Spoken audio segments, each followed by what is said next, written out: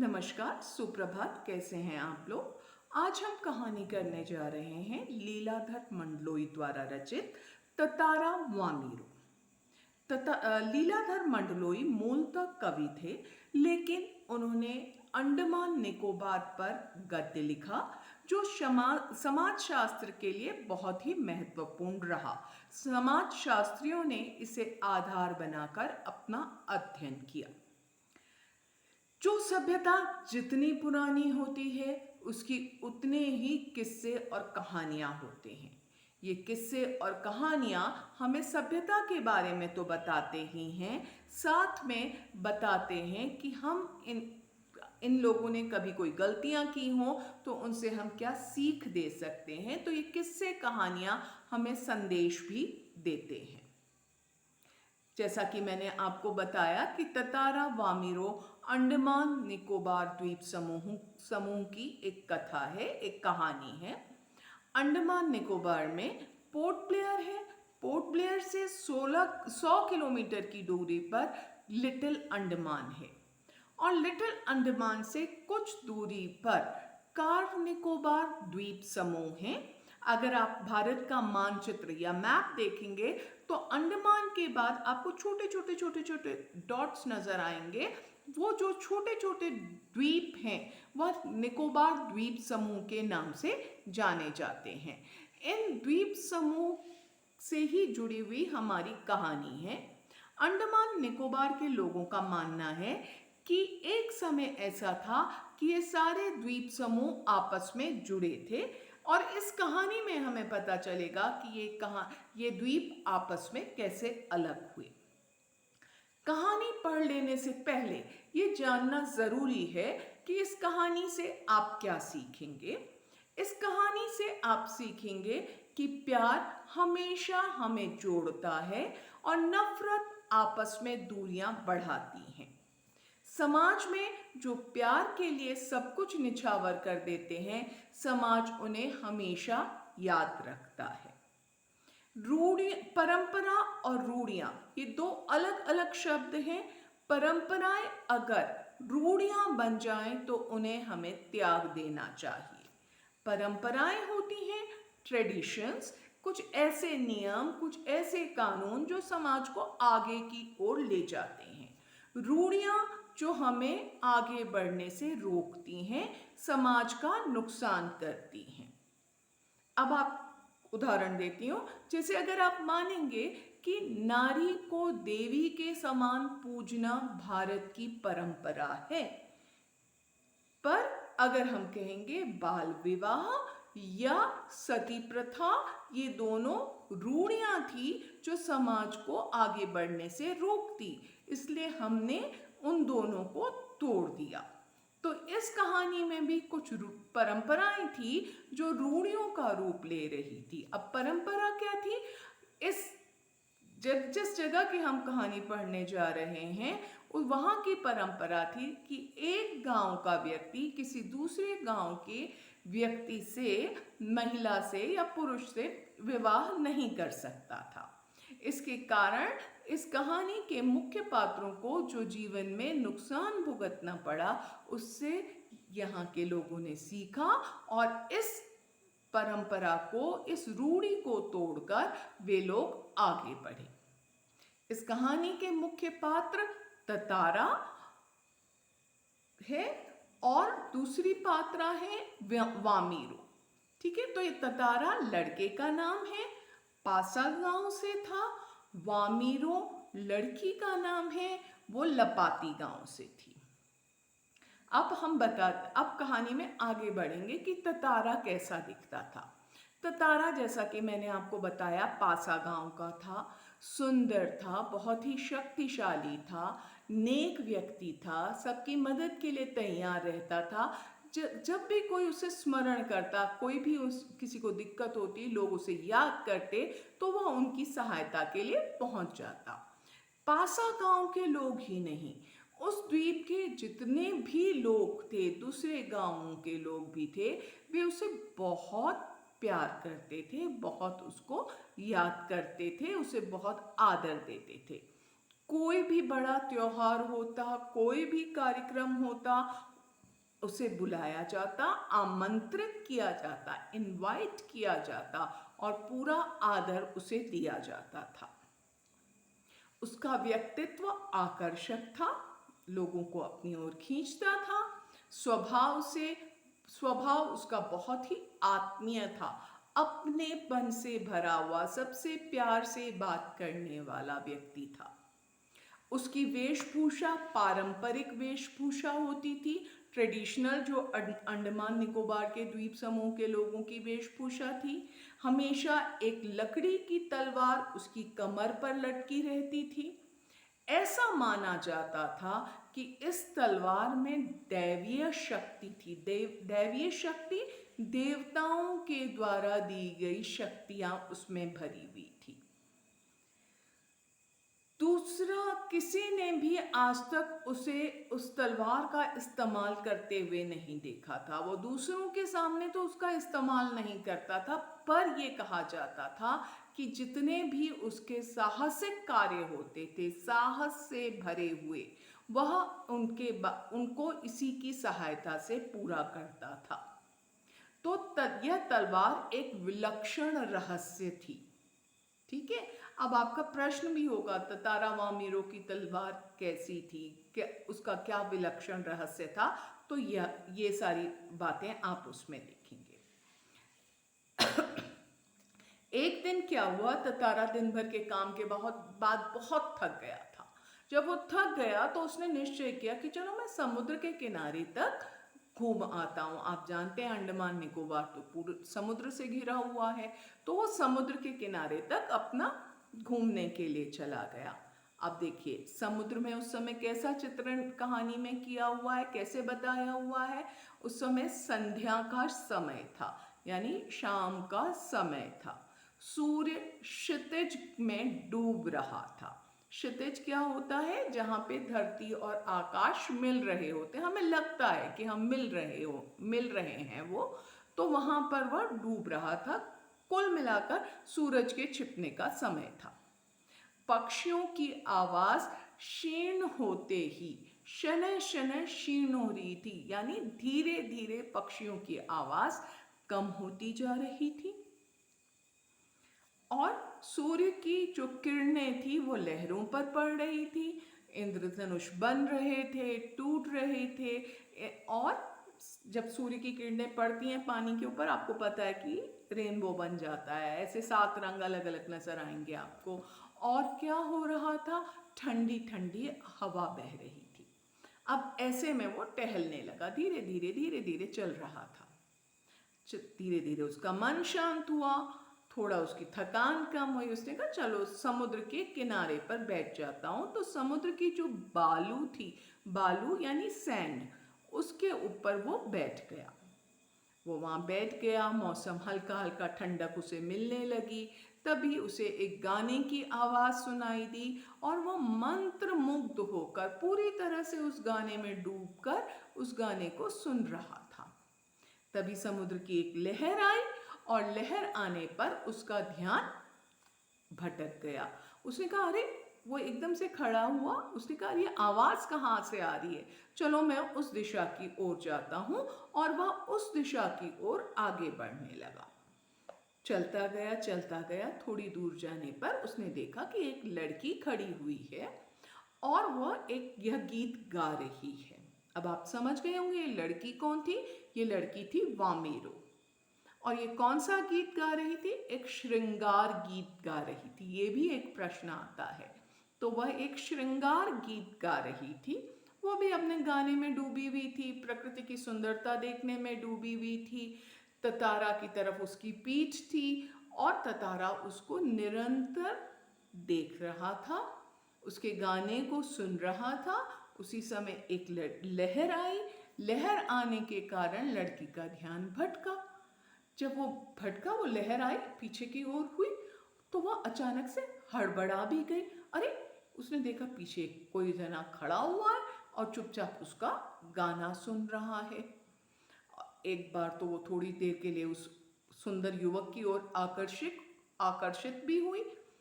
तब वो कुछ होश में आती, उससे पहले ही उसने आवाज़ सुनी कि अरे तुमने गाना क्यों बंद कर लिया।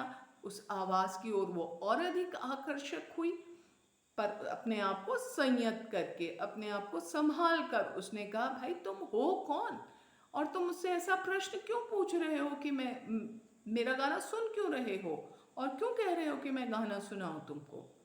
तारा का ध्यान बिल्कुल उसके प्रश्नों की ओर जा ही नहीं रहा था।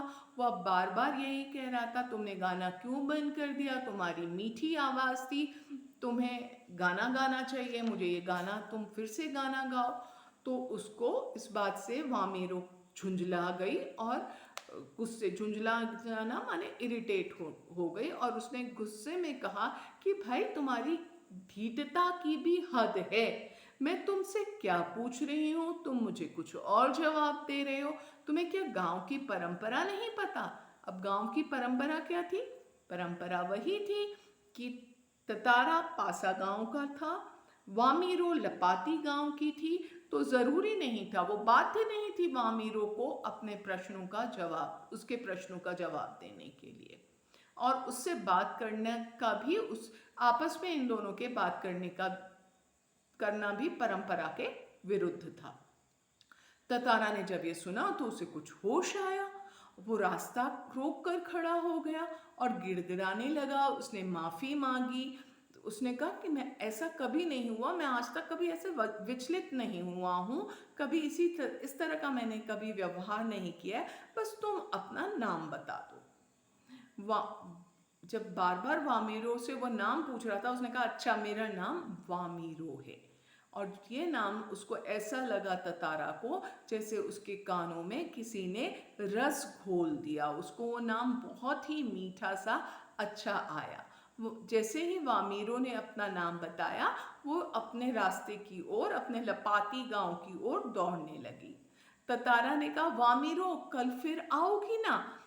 वामीरो ने कहा कि अरे, उसे कुछ अनसुना करके बस वो भागती गई। उसने कहा मैं ततारा हूँ और मैं कल तुम्हारा फिर से इंतजार करूंगा, यहीं पर इंतजार करूंगा, इसी चट्टान पर के सामने खड़ा होकर तुम्हारी प्रतीक्षा करूंगा।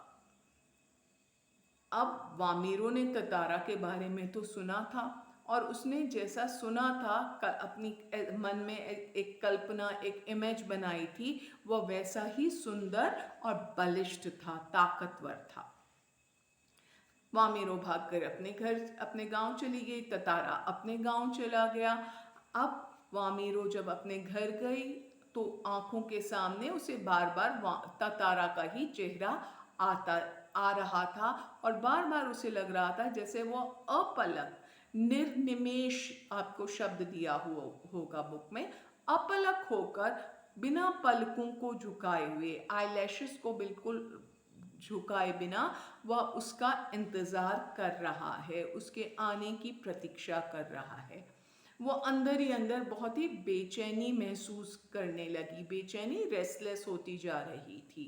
दोनों, ततारा भी ऐसा ही को महसूस हो रहा था, वामीरो को भी ऐसा ही महसूस हो रहा था। किसी तरह से रात बीती, उसके बाद दिन शुरू हुआ, एक आंच रहित दिन। आंच रहित, आंच माने होता है फ्लेम, आंच रहित दिन, ठंडा दिन, उबाऊ दिन, बोरियत से भरा हुआ दिन। ऐसा थका थका सा महसूस की, लग ही नहीं रहा था समय बीत रहा, लग रहा था बहुत दिन आज ढीला ढीला ढीला चल रहा है। अब ततारा को तो बड़ा मुश्किल, वामीरो के लिए दिन काटना बड़ा मुश्किल हो रहा था, ततारा को भी के लिए भी दिन काटना बहुत मुश्किल हो रहा था, और वो समय से पहले ही उसी चट्टान के पास पहुंच गया और वहां खड़े होकर वो वामीरो की प्रतीक्षा करने लगा।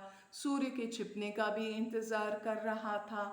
उसके अंदर थोड़ा सा वो अचंभित भी था, हैरान भी था, थोड़ा रोमांचित भी महसूस कर रहा था, थोड़ा दुविधा में भी था, डिलाइमा में भी था कि वामीरो आएगी कि नहीं आएगी। आपकी बुक में एक लाइन होगी, बस आस की एक किरण थी जो समुद्र की देह पर डूबती किरणों की तरह कभी भी डूब सकती थी।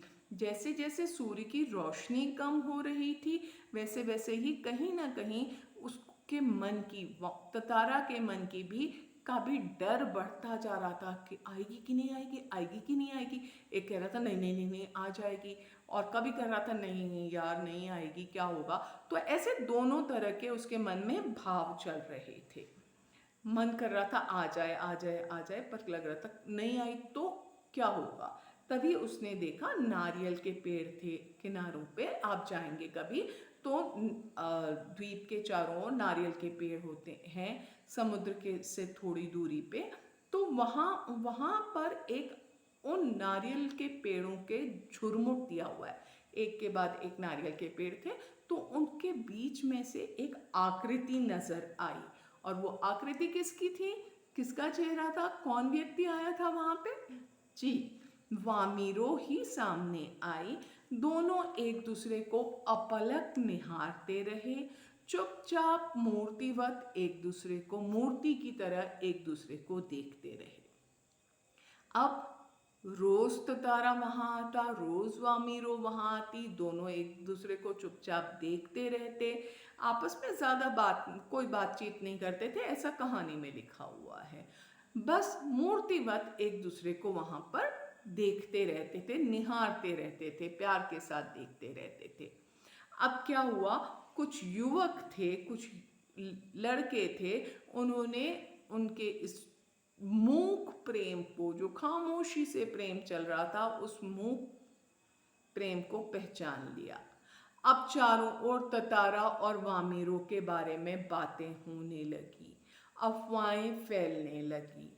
सब लोग सुन रहे थे, अच्छा अच्छा अच्छा ये हो रहा है वो हो रहा है, ऐसी ऐसी अफवाहें चारों ओर सुनाई दे रही थी। अब आया पशु पर्व। अब पशु पर्व क्या होता है, देखिए जब हम पुराने समय में मनोरंजन के लिए कुछ ना कुछ खेल का आयोजन किया जाता था, अब ये भी पशु पर्व भी था, जहाँ पर एक और हृष्ट पुष्ट यानी हेल्दी पशुओं के का प्रदर्शन होता था, वहीं साथ में युवकों की भी शक्ति का प्रदर्शन किया जाता था। मान लिया बुल फाइट हो रही है, कुश्ती हो रही है, नाव चलाने की प्रतियोगिता हो रही है, तो ऐसे अलग अलग खेलों का आयोजन किया जाता था, और ये साल में एक बार होता था। सभी गांव मिलकर करते थे। नृत्य और संगीत का आयोजन भी किया जाता था, भोजन का भी आयोजन किया जाता था।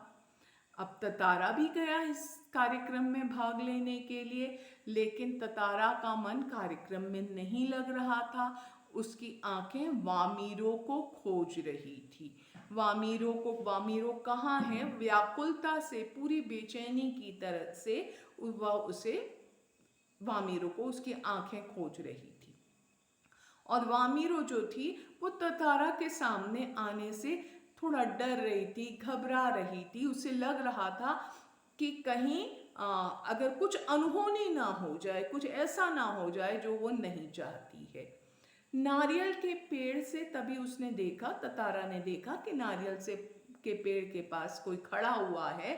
वो झांकता हुआ किसी को देखा, तो फिर वह करीब जाकर उसने देखा, तो वो थी कौन, वामीरो थी। वामीरो जो थी उसकी आंखें तरल थी, आंखों में पानी था, यानी वो रो रही थी, उसके होंठ कांप रहे थे, और ततारा को देखकर वो जोर जोर से रोने लगी।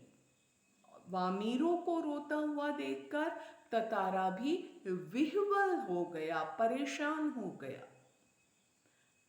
ततारा किंग कर्तव्य विमूढ़ हो गया, उसे समझ नहीं आया मैं क्या करूं। वो पास जाकर उसे चुप भी नहीं करा सकता था, उसके पास कहने के लिए कोई शब्द भी नहीं थे, उसे समझ नहीं आ रहा था वो क्या करें। और अपनी बेटी की रोने की आवाज़ सुनकर वहाँ पर आ गई वामीरो की माँ। वामीरो की माँ ने बुरा भला कहना शुरू कर दिया, कुछ कड़वी बातें बोलनी शुरू कर दी, और वो ततारा पे भी आग बबूला हो गई, गुस्सा हो गई, वामीरो पे भी क्रोध उसको आने लगा। अब ततारा के लिए ये सारी बातें असहनीय थी, उसे सहन नहीं की जा रही थी, वह गुस्से से भर गया। अब अपने गुस्से को शांत करने के लिए उसने क्या किया, अपनी तलवार निकाली। तलवार निकालकर उसने धरती को चाकना शुरू कर दिया।